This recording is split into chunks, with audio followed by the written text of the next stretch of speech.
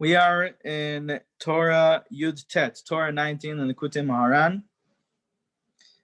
And we are in the middle of part 3, Od Gimel in this Torah.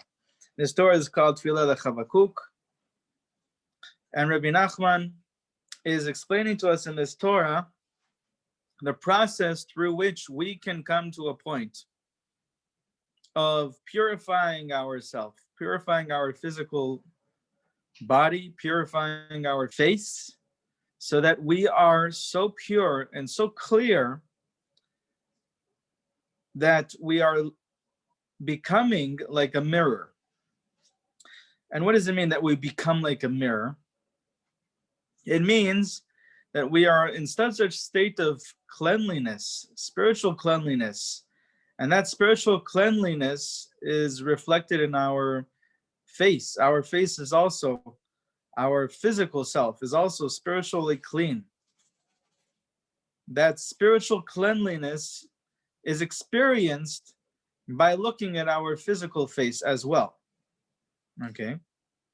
And when that happens, through that spiritual cleanliness, that purity, that tahara, and through being a mirror, it means that when other people look at us and they look at our face, they will be able to see their own face within our face, just as you see yourself in a mirror. By looking into our face, they will be able to see their own face. What does that mean? They will be able to see their own face. They will be able to see all of the places within themselves, the aspects within themselves that are less than pure, and those places and those aspects within themselves which are less than perfect. And that will naturally motivate them and awaken within them a deep desire to just clean off those impurities, to fix up those places, those aspects within themselves that are less than perfect, that are less than pure. And so just by us being us in that state of purity, in that state of spiritual cleanliness and holiness, we can cause the whole world to rectify themselves, to come to a state of rectification, purification. Anyone that looks into our face will be able to be motivated to fix within themselves whatever is not perfect, whatever is not pure yet. And this, Rabbi Nachman is teaching us, this is the experience that we are to have when we are receiving Torah from a tzaddik and looking into his face. When we are looking into the face of the tzaddik and we have this relationship, a face-to-face relationship with the tzaddik, receiving Torah and looking into his face as we are receiving that Torah, in a face-to-face connection, we are able to see our own face in the reflection, reflected in the face of the tzaddik. And we are able to see in that reflection of our own face, just as you would see yourself in the mirror, whatever needs to be fixed, whatever needs to be purified and cleaned off. And we are naturally motivated to do that. We are naturally motivated to fix that up without anyone having to point out to us, oh, this needs to be fixed, that needs to be fixed. Because we don't want to be pointing out to others what is less than perfect in them. We want to be focused on what is perfect, what is good in other people. And the more we focus on the good in other people, the more that we will cause them to shift to that state of that good that we found within them, to shift, to be aligned with that state of good that we found within them. But at the same time, how are people going to know what they need to fix? And the best way is for them to be inherently motivated to change that, to fix that. We want them to be intrinsically aware from their inside, from their own awareness, subjectively. They become aware of what they need to fix and what they need to rectify, and they become motivated to do that, and they're awakened to take the path that they need to take, to go through the process they need to go through in order to fix that, to rectify that, to purify that, and to clean that. And so this is the experience that we have when we receive Torah from the tzaddik. And this is one of the great powers, one of the great benefits of receiving Torah directly from a tzaddik and facing the tzaddik and having that face-to-face connection. Because when you have that face-to-face connection, you see your reflection in the other face. That's what happens when you have a face-to-face connection. When you have a face-to-face connection, you see your own face reflected in the other person's face, if that other person is pure and clean. And so then you see that reflection. And that will cause you to see within yourself what are the places, the points of distance between you and the tzaddik, so that you can be lifted up to that level of the tzaddik. And that's really the goal, the purpose of all this. We want to be lifted up to the point of the tzaddik, and we want other people to be lifted up to the point of our personal tzaddik within ourselves. Okay, we want to motivate the whole world to the point of perfection within us, that unique point of tzaddik within each one of us. We want to motivate the whole world to be lifted up to that point, that unique point of tzaddik. We want to be on some level, right, in some way of seeing it, the tzaddik of the generation. Because each one of us has a specific point of tzaddik that no one else has. And when everyone is able to see within our face the reflection of their face, the point of distance between where they are and that point of perfection that is in our face, then they are able to be motivated naturally to take the process, go through the process, to fix that, to purify that, and then they will be lifted up to that point of perfection.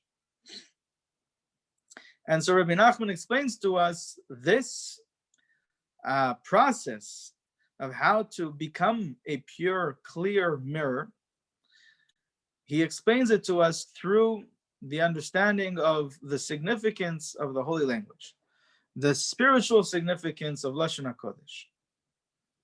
And Rabbi Nachman explains to us that this is the language of creation, that the whole reality is created through this language. The building blocks of reality is the 22 letters of the Torah and the combinations of these letters into the words of each object in the world, in the universe. Each person in the world, in the universe, has a name. And that name is the spiritual DNA or the soul of that person, what gives it life, what gives it its existence in reality. And that's only in the holy language. And that's why it's holy. It's the language of creation, a language through which Hashem creates the world. In each moment, Hashem gives life to the world through this language. Okay, which is called Shechinah. Okay, this is another way of understanding. And in Kabbalah, we know that the word safa, which means language, and lashon, which also means language, has the same numerical value as Shechinah, which is the presence of Hashem that dwells throughout the whole universe and gives it life. It gives it life through the language, through the letters of the Torah, through the words of the Torah built through those letters. And they are the vessels that contain the soul, the life force within all of existence. And Rabbi Nachman also explains to us that this aspect of Shechinah, as we know Kabbalistically, is the feminine aspect. Okay, and therefore the aspect of the language, the holy language, is also a feminine aspect. It's therefore also synonymous. It's also one of the names, what it's called, and it's attributed throughout the Torah, throughout the Midrashim, throughout the Gemara and the Zohar, Isha. Okay, Ki mi'ish lukach hazot. The woman is the aspect of the language, and it's also Chavah is also another name, which is the first woman. Is also Chavah has a connotation of meaning to express, to speak.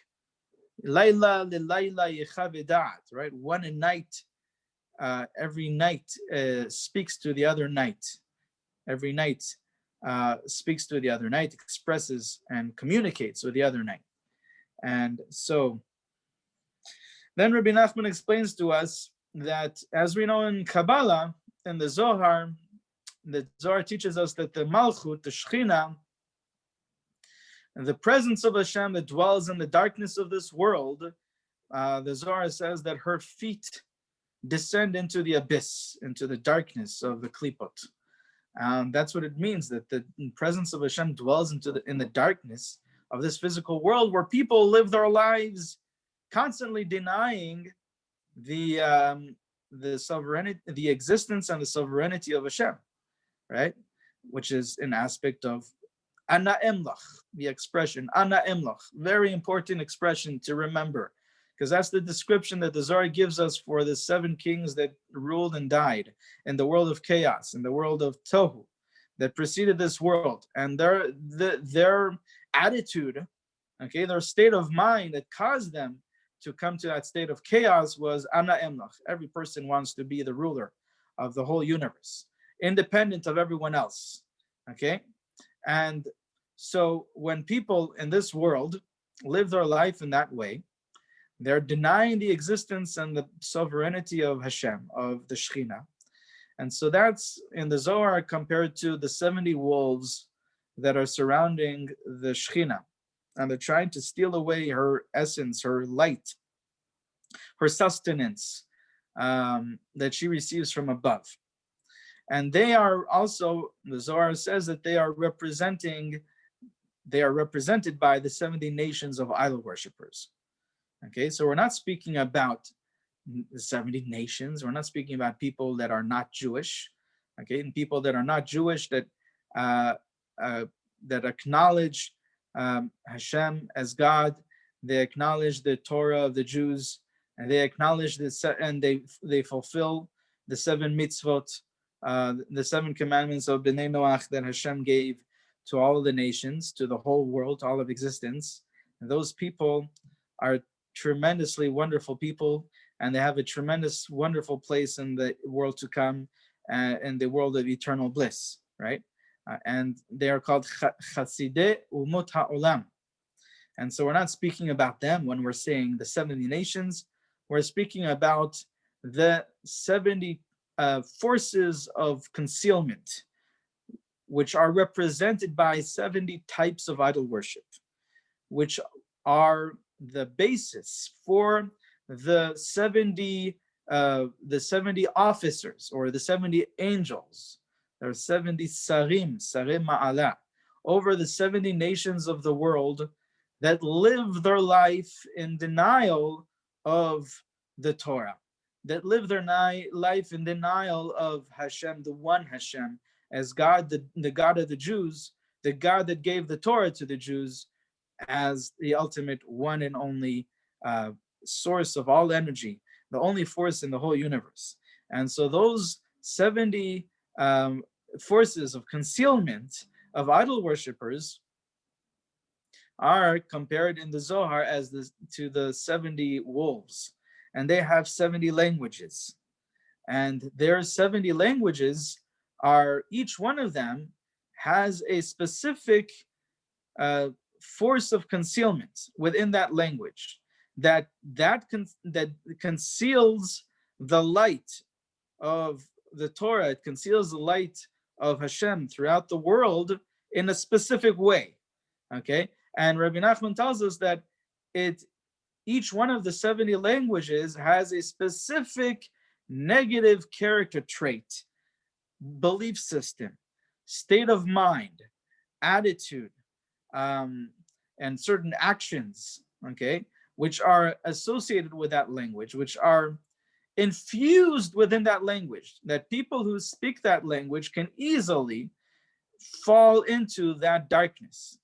And there are 70 types of these darkness, of these negative character traits, negative belief systems, and ways of living life, negative attitudes, which conceal the light.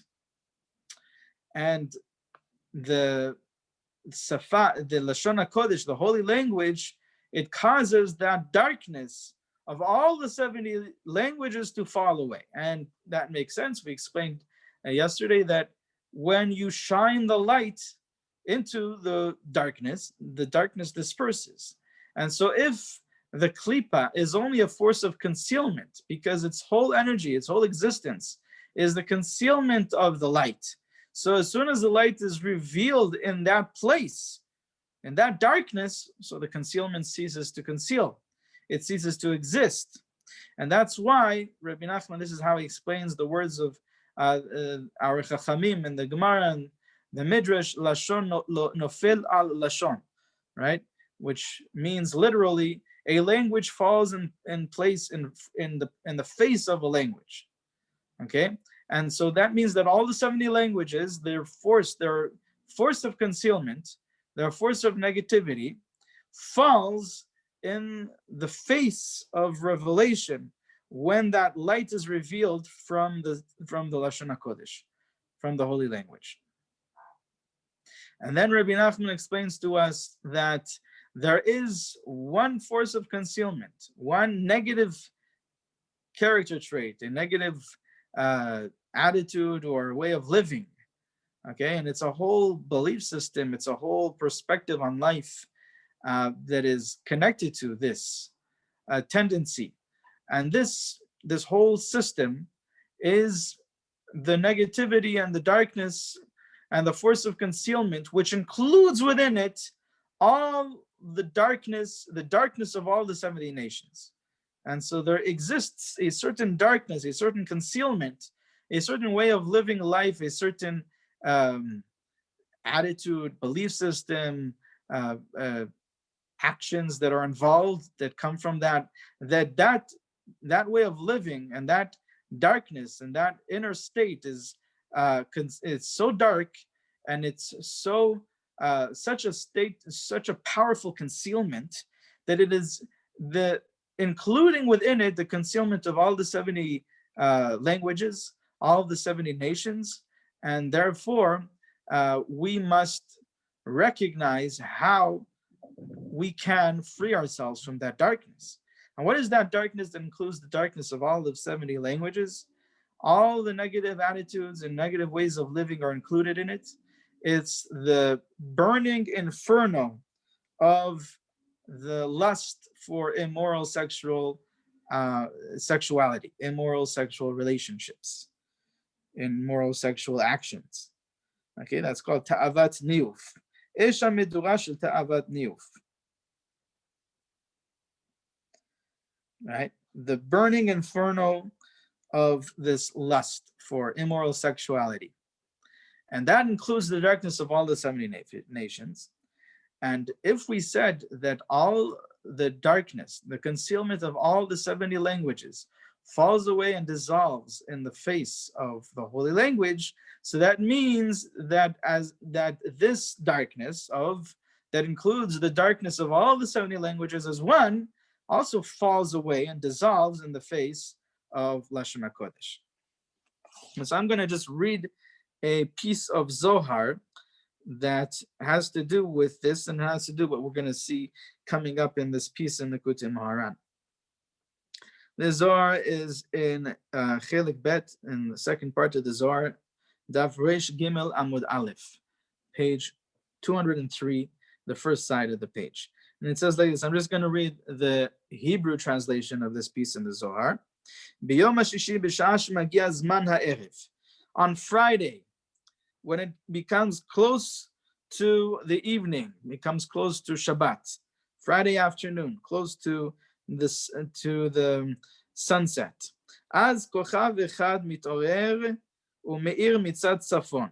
There's a certain star that is awakened and shines from the northern side. Okay, so this star, the commentaries, the Meforshim on the Zohar explain, is referring to something called klipat Nogah, which is important to recognize because we're going to speak about the klipat Nogah later on, right? Very soon in this Torah. What is the klipat Nogah? So the Zohar explains to us, and this is based on the vision of Yechezkel. In the vision of Yechezkel, he says, "Va'ereh v'hinei ruach se'ara ba'a min hatzafon, anan gadol ve'esh mitlakachat ve'noga lo saviv." There was a stormy wind that came from the north, a great cloud, and this fire and this Nogah, almost like a darkness that surrounded it. And from within it, there was like the electricity. Hashmal, I don't know how they translated it back then, but nowadays Hashmal is like electricity. So that came out of the fire. Okay. So there are three klipot. The Arizal teaches us, and the Zohar teaches us.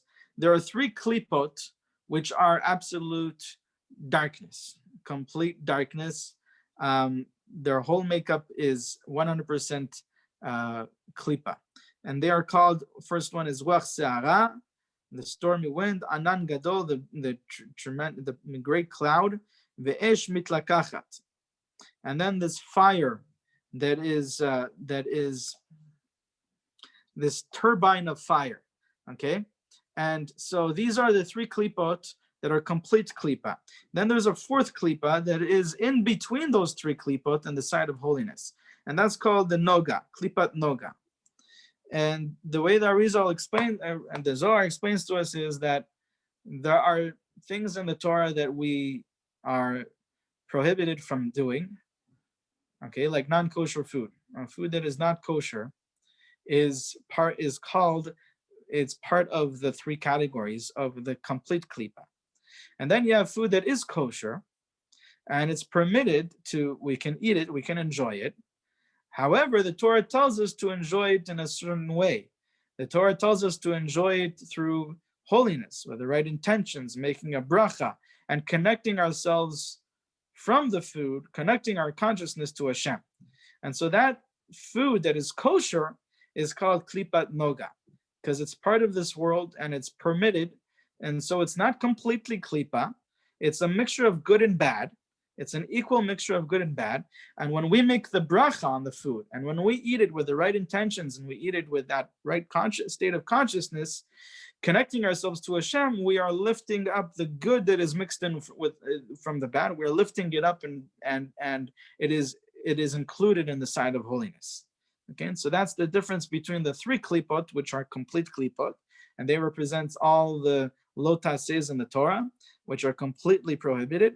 And then the fourth klipa, the klipat Nogah, is a mixture of good and bad. It's kind of like a neutral.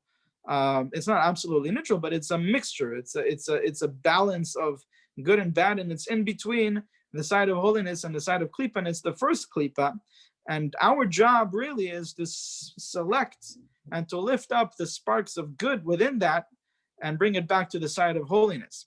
Whereas the klipa tries to do the opposite. The three klipot that we spoke about that are complete darkness, they try through this klipa of Nogah, they try to steal whatever good sparks are in it and make it part of the complete klipa side. Okay, and so this is the battle. The battle is on this field. It's kind of like the field of the battlefield. In between the side of holiness and the side of klipa is this place called Nogah, this klipa of Nogah. That we are, our intention is to lift up the sparks of holiness which are within that, included into the side of holiness, return them to the side of holiness. Whereas the side of the darkness, the side of the complete klipa, those three klipa that we spoke about, are trying to cause those sparks of holiness within it to fall completely into the darkness. And so the Zohar tells us here that on Friday there is this star called Nogah that awakens and shines from the northern side, which is the side of Gevurah, okay, which is the place of the klipot are always attached to the side of Gevurah. With this Nogah, there are another 70 stars. And this Nogah gives power to all of the other 70 stars surrounding it. And through that, all of the other 70 stars are included within this Nogah, because what happens is the Nogah is really the source of energy for all the other klipot. Okay, Rabbi Nachman repeats this important lesson throughout Likutey Moharan in several places. You must recognize that the opening of all evil, the force, whatever force the side of evil has, it's only because it received it from Nogah. Okay, the klipat doesn't have any energy from itself. It only has what it steals from the side of holiness. And the place where it steals it from, through, where does it steal it? What is that battlefield that they are able to steal away those sparks of holiness? Nogah. And so the source of all energy for all the klipot, for all of the 70 stars, is the place called Nogah. And so to the extent that you rectify this Nogah, you will be completely immune and completely pure and protected from any klipa. No klipa will have any effect, will have any power over the person if they have rectified Nogah. Okay, and Nogah is the way the Rambam calls it. Well, the Rambam doesn't say that this is Nogah, but the description that the Rambam speaks about this avoda that we know from Kabbalah is how we rectify Nogah is the aspect of kadesh atzmecha b'mutar lech, right? Make yourself holy in that which is permitted to you, as we explained. And so this Nogah gives power to all the 70 stars, and then they're all included in the Nogah. And then you have this huge star that includes within it all the 70 stars.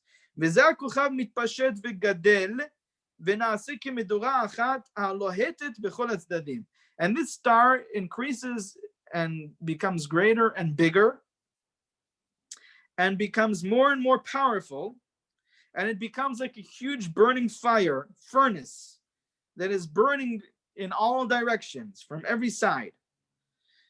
And the Zohar says that the siman we have in the pasuk to what we said is the pasuk that tells us from the northern side is the opening of evil. All evil opens up from the northern side. Why? Because the klipa, which is called evil, the klipa is the aspect of evil, where it's opening and its beginning and its power and its force and its existence is from this klipat Nogah that shines from the northern side. Okay, and that's where they all surround it and they're all included in it and becomes like a burning furnace that includes all the 70 klipot in them. And so this burning furnace, Rabbi Nachman is explaining to us, is the burning furnace of the lust of immoral sexual relationships. Okay, and this Nogah is what blocks, it tries to block the light from getting to the Malchut, from getting to the Shechinah. So this whole story, the Zohar tells us, is happening on Friday afternoon before Shabbat. Okay, Friday afternoon before Shabbat, we know that the Zohar tells us, and the Medrash tells us, and the Gemara tells us, Yom Shishi ben Hashmashot, this time before sunset of Friday afternoon, at the beginning of creation, that's when all of the forces of evil were created. Okay, so the forces of darkness, they were created at this point because that is the force that tries to get in between the 6th day and the 7th day. What does it mean? The 6th day is the sphere of Yesod, and the 7th day is the sphere of Malchut. And the channel through which all of light comes to us in this world, okay, first it comes to the Malchut, which is the presence of Hashem that dwells in this world, and the Malchut gives it to us. But the Malchut is the aspect of Shabbat, and the Malchut receives the light from above, from this channel called the Yesod, okay, and the Yesod is called the 6th day of the week. And so they try to get in between the 6th day and the 7th day, and they try to steal away that light so that it never gets to the Malchut, so that when there is light that is drawn into the world, it is not drawn into it's not drawn into the world in a way that will glorify Hashem's name. That's what Shechinah is all about, right? We want to increase, we want that any light, that any sustenance, any energy that comes into this physical world should be manifested in a way that glorifies the name of Hashem, increases the glory of Hashem's name, which is Shechinah, right? Shem Kevod Malchuto, the name of the glory of his kingship. Okay, but they try to steal away that energy and ana emlach, they want to rule independently and in a disconnected way and take all of that for themselves, all that glory for themselves, kind of like they're turning themselves into an idol.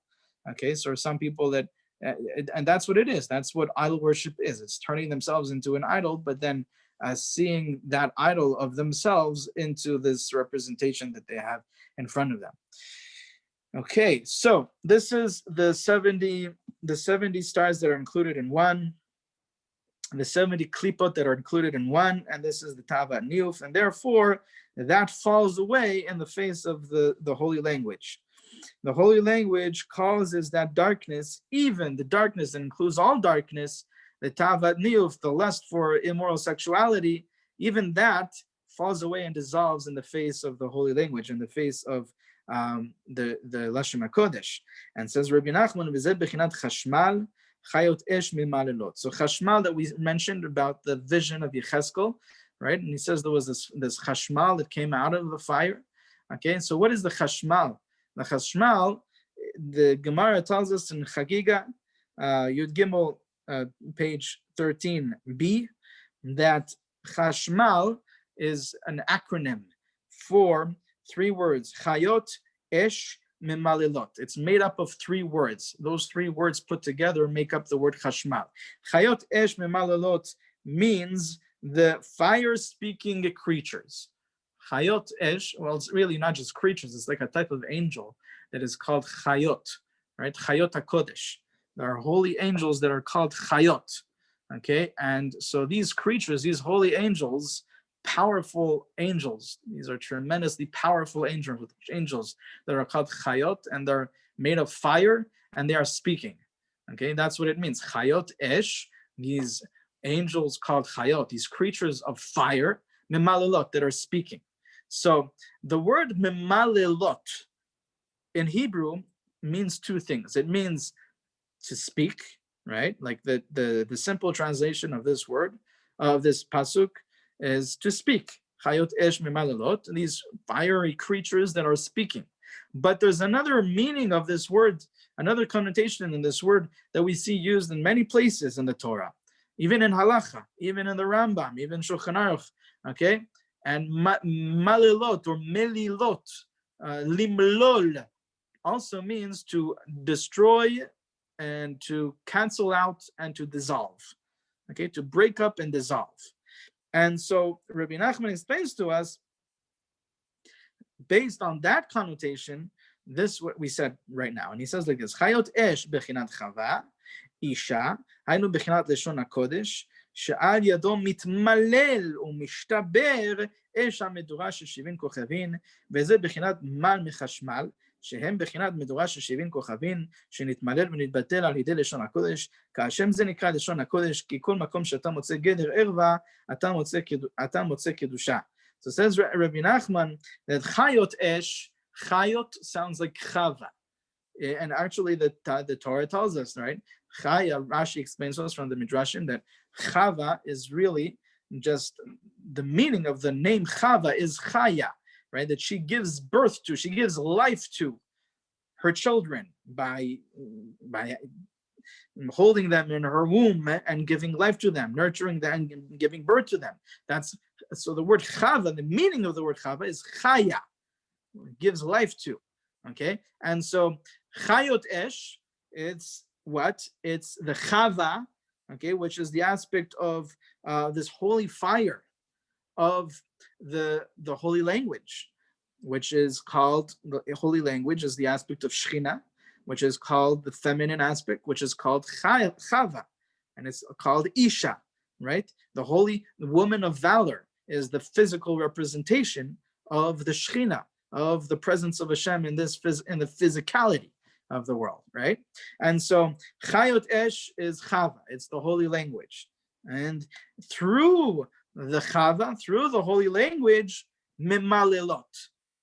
What does the Mimalelot mean? We said it has a connotation of breaking up and destroying, crushing, extinguishing, and dissolving all of that darkness. Chayot Esh, the Chavah, which is the holy language, Mimalelot. They break up, they destroy, they extinguish, and they dissolve the 70 klipot, which are included in the lust for immoral sexuality. And Rabbi Nachman gives us beautiful beautiful, this is alluded to and hinted to in the word memalelot, says Rabbi Nachman, because the word Hashmal, in the word Hashmal, the part of this word Hashmal that is the representation of that memalelot is the mal. You have chash, mal. Chash is chayot esh, and the mal is memalelot. But mal, says Rabbi Nachman, is the numerical value of 70. Because that's what it does. It dissolves, it breaks up, it extinguishes, it cancels out, and crushes all of those 70 forces of evil, the mal. And it's important also to include into our understanding of this, that this is exactly also what our intention is in the Brit milah. Okay, so in the Brit milah, the halacha teaches us that we remove, right, in the circumcision, we remove 3 layers of the orla, 3 layers of the foreskin. There are 3 layers in the foreskin, which we remove completely. Okay, and those 3 layers represent the 3 klipot, the 4 that we spoke about, which are complete darkness, and that's how we completely remove them.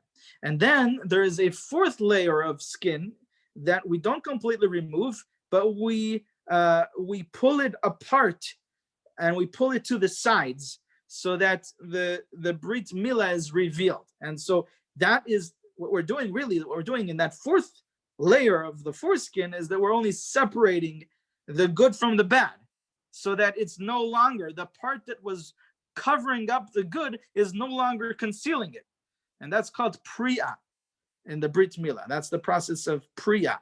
And the halacha teaches us, and the Gemara teaches us, mal velo para kilu lo mal. Halacha teaches us clearly, a person who does a circumcision and they removed the foreskin, the 3 layers which are in the foreskin is removed, but they didn't do the 4th, the next part of the process, the priya. It's as if he didn't have a Brit milah. It's an invalid, it's an improper circumcision. That person is considered doesn't have a circumcision. Okay, so the main part is not what we take off, it's to make sure that we rectify the Nogah, the klipa of Nogah, so that the orla is no way to conceal and block the light of holiness through the Nogah. And so now look at the word Hashmal, and you see that the mal is also another meaning of that word is circumcision. Milah comes from the word, it's the same as mal. It's the breaking up and the dissolving of the forces of concealment. Okay, and so that's what the Kabbalistic intention, the kavanot of the Brit milah is hidden in this word chayot esh memalelot.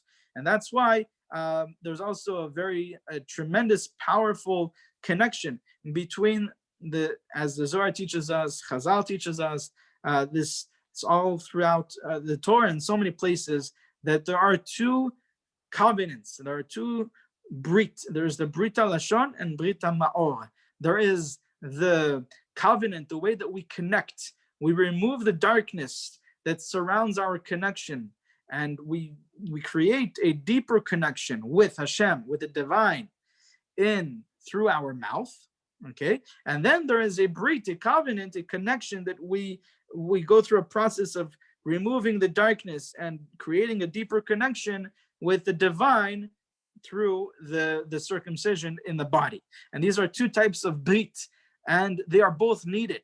And the reason why they're both needed is because, as we spoke about many times in the previous classes, the 10 sefirot are made up of 2 categories. They're made up of the sefirot that make up the consciousness, what's called the Chabad, and the sefirot that make up the body, the Sheva Tachtonot, right? You have Chochma, Bina, Da'at in the consciousness, and then you have Chesed, Gevurah, Tiferet, Netzach, Chod, Yesod, and Malchut in the body.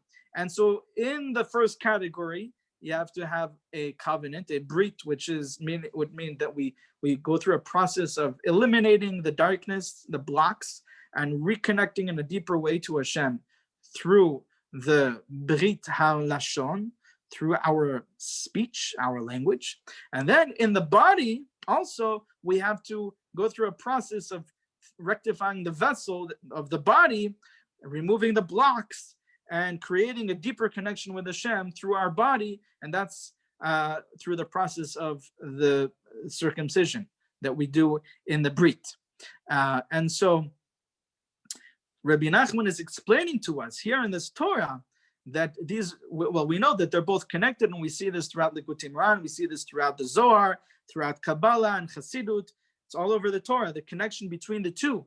And you can't have one without the other. You must, in order to keep that level of holiness and purity of the Brit milah, of the physical, of the Brit in the body, you must make sure that your consciousness is connected in that way. And that's through the way you speak, the way that you speak to yourself, the way that you speak internally, the way that you perceive the world, right? And that's your internal speech, which is also Brit lashon, and also the way that you speak with others and the way that you speak with Hashem.